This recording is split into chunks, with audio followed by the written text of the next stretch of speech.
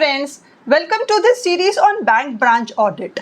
This series is divided into approximately 8 to 10 episodes, each episode covering one concept at a time. 1. To make it easier for you to digest, and 2. So that you in short term you can just invest 15 to 20 minutes, but over a period of 15 to 17 days you can cover a large chunk of bank branch audit. And this season, I am sure you really need it. So we quickly begin with it. So what we cover up today is the introductory and the pre-audit checks. The major categories which we will be covering over this series are the advances checking, checkings related to the deposits. The operations and housekeeping we shall keep a little low on it.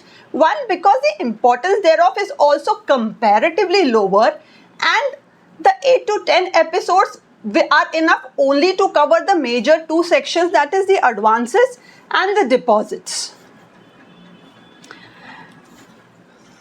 In advance checking, what we will start first with is the pre-audit. That is my planning stage, the most important of it, because this is where I can determine what I need to check over a period of 10 days. You all know in 10 days we have to cover the entire yearly transactions and report thereupon.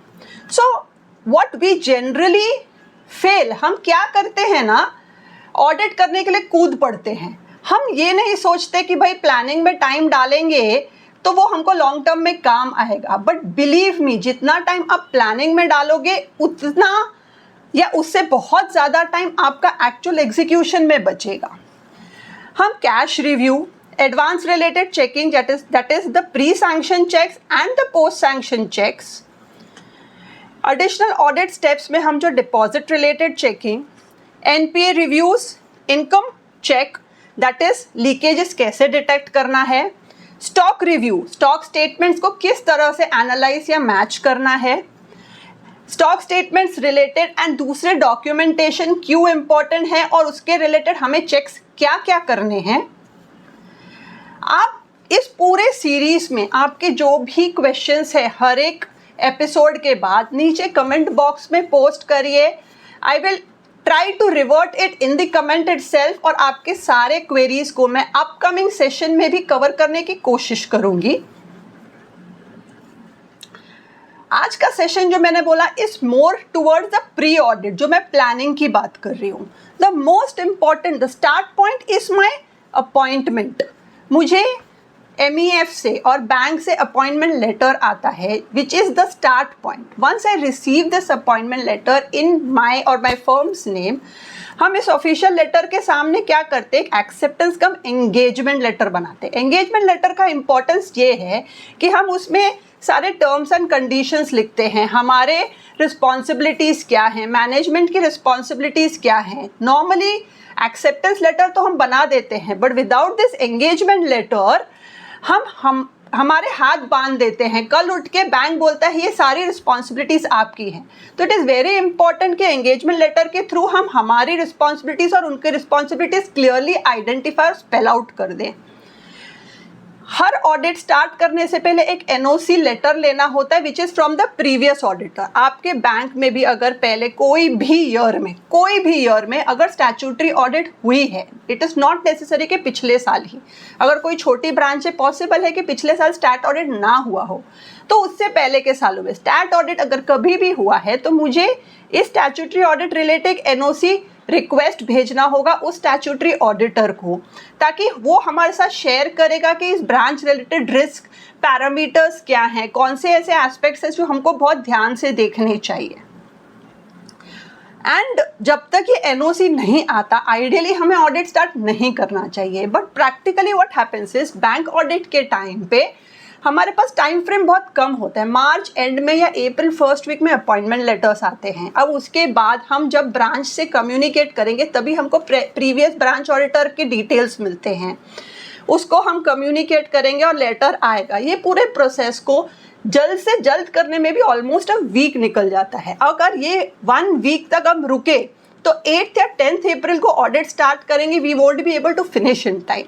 तो ऐसे case में हम क्या करते हैं कि ये जब एंगेजमेंट लेटर की बात हो रही है या एक्सेप्टेंस लेटर की बात हो रही है, वहाँ पे हम एक क्लॉज डाल देते हैं saying I accept the audit, the engagement terms are as follows, but this entire thing is subject to the NOC from the previous auditor.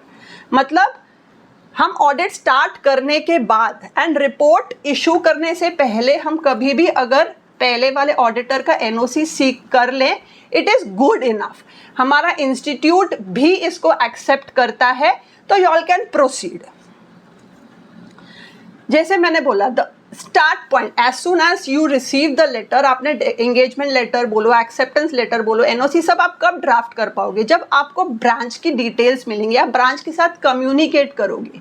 So that is where you will stay I am starting और initiating my audit. आप उनसे सारे details लोगे, उसके basis पे आप NOC बनाओगे and everything will follow. So it is very important that आप उस ब्रांच हेड को फॉर्मली इनिशिएट करो एक कम्युनिकेशन। अब उस कम्युनिकेशन में बेसिकली क्या क्या चीज़ें होती हैं? एक तो हम सारे एंगेजमेंट लेटर्स और वो सारे एक्सचेंज करते हैं, प्रीवियस ऑडिटर के डिटेल्स सीख करते हैं। इसके अलावा हम उनसे कहते हैं कि हमको प्रीवियस ऑडिट रिपोर्ट्स, अब ये previous audit reports can be आपके लास्ट टाइम के स्टैट्यूटरी ऑडिट रिपोर्ट्स या करंट ईयर के कंकरेंट ऑडिट, अगर उस ब्रांच में हो रही है तो कम से कम लास्ट 4 या 5 महीने की कंकरेंट ऑडिट रिपोर्ट्स हम लें। इंटरनल ऑडिट अगर हो रही है, इंटरनल ऑडिट जो बैंक के खुद के ऑफिशियल्स होते हैं वो साल में एक बार या 18 मंथ्स में एक बार इंटरनल ऑडिट करते हैं। तो लास्ट जो भी हुई थी, इट इज़ नॉट नेसेसरी कि आपके साल में ही हुई हो, इट इज़ ऑलवेज बेटर कि अगर ठीक है 14 मंथ्स पहले हुई थी, फिर भी आप वो रिपोर्ट लेके एक बार ग्लांस ज़रूर करें।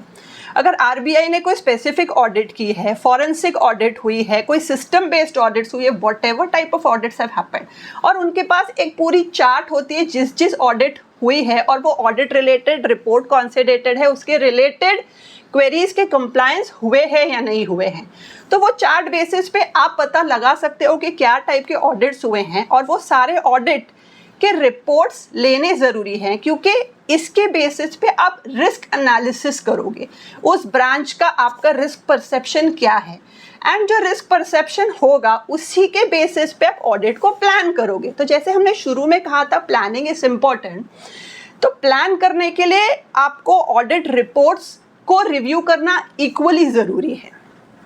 अब वो सारा रिव्यू करने के बाद जब हम बात करते हैं कि हम ब्रांच में विजिट करने जाएं, तो हमको अपनी टीम जो रेडी करनी है, branch is a very sensitive place, right?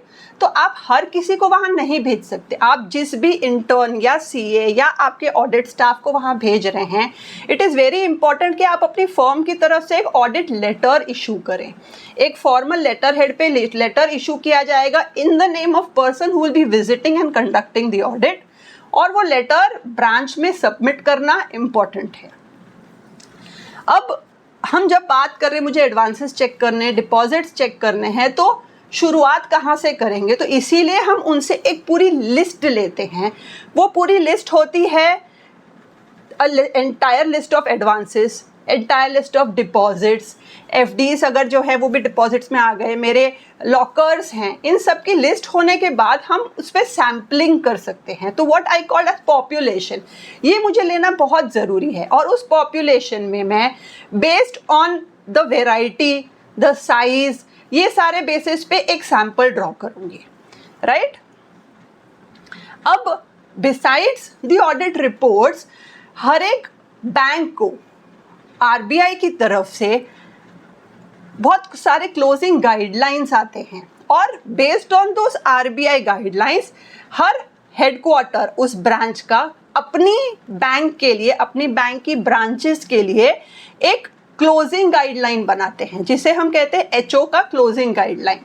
ये लेना ज़रूरी इसलिए है क्योंकि जो भी इंस्ट्रक्शंस आरबीआई ने दिए हैं चेक करने को लेके, बुक्स कंप्लीशन को लेके, वो सारे चेक्स हम कब देख पाएंगे? If we know what is to be checked, and these guidelines will help us to ensure that we don't miss out on anything.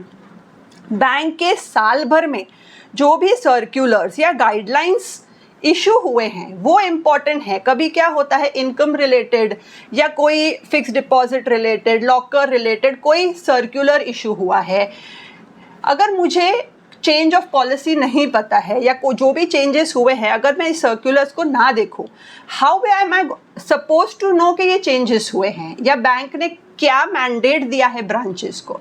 इसीलिए इम्पॉर्टेंट है कि साल भर के जो मेरे बैंक के सर्कुलर्स एंड गाइडलाइंस हैं वो लिए जाएं और पूरे पढ़े जाएं। अब ये ऑडिट करने के टाइम पे ये हमने सब जो डेटा कैप्चर किया उसके बाद मुझे एक ऑडिट प्रोग्राम बनाना है, एक प्लान बनाना है, राइट। वो बनाने के लिए there are a lot of checklist available, they are available online also. और अपना institute of chartered accountants of India का खुद का एक गाइडेंस नोट भी है on how to conduct the audit. उनकी खुद की यूटिलिटी भी है, अ कंप्लीट एक्सेल यूटिलिटी। आप अगर आंख बंद करके उस यूटिलिटी के हर लाइन आइटम को फॉलो करेंगे, I am sure 99% of your audit is through, right. तो इतनी मेहनत की है इंस्टीट्यूट ने उस यूटिलिटी को बनाने के लिए। आप इंस्टीट्यूट के वेबसाइट से इसको डाउनलोड कर सकते हैं और डाउनलोड करके उसको यूज करिए। Not only I would say the checklist, आप जो लेटर्स, आपको एंगेजमेंट लेटर्स है या ऑथराइजेशन लेटर है, ये सारे इशू करने के लिए भी यूटिलिटीज ICAI की वेबसाइट पे अवेलेबल हैं। आप उसको सर्च करिए and if you need any help from us, आप प्लीज कमेंट बॉक्स में पोस्ट करिए, we will help you out with the necessary links. It is very important, all these guidance notes, checklist, letters are in place. और institute का format होगा तो आपके गलत जाने की प्रोबेबिलिटी एकदम नेग्लिजिबल हो जाएगी। सो आई ऑलवेज रेकमेंड कि इंस्टीट्यूट का मटेरियल यूज किया जाए। आई end this first session over here only with guiding you only about the pre-audit procedure and pre-audit checks. Upcoming, the next session will take up on how to check the advances. और advances से सबसे पहले उससे भी मैं करूंगी cash transactions कैसे check करने, कैश बैलेंसेस कैसे चेक करने हैं और उसकी इंपॉर्टेंस क्या है। Stay tuned for all the episodes and I'm sure this series is going to be so beneficial to you that the comment box is going to be full with thank you notes. Stay tuned, ensure that you watch all the episodes. Bye and take care.